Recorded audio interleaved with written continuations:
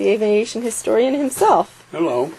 So what we've done is we've picked a few things that we're going to talk about today. And Dad, what I really want you to do is just tell us how you acquired it, who gave it to you, if you remember when, what it is, where it was acquired, etc.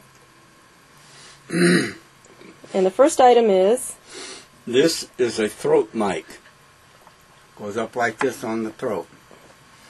This belonged to the late Lieutenant, full General now, Jimmy Doolittle, who I'm sure most of you heard about.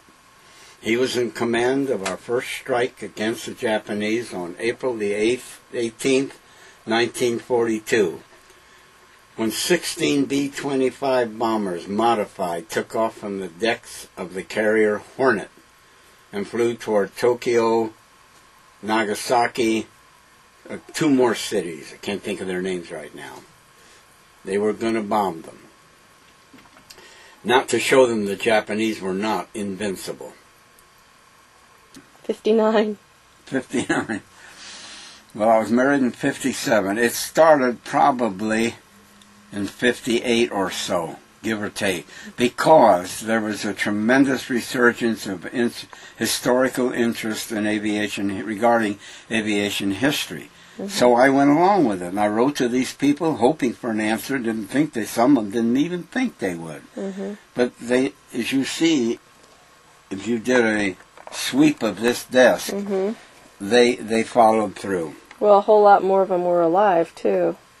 Well, this is a piece of bent and twisted girder from the dirigible Hindenburg that went down at Lakehurst, New Jersey in flames on May 6, 1937. Mm-hmm. It had made trips before, but it was filled with hydrogen gas because our government saw war coming and they would not sell them helium gas. Mm-hmm. So they had no alternative to buy hydrogen.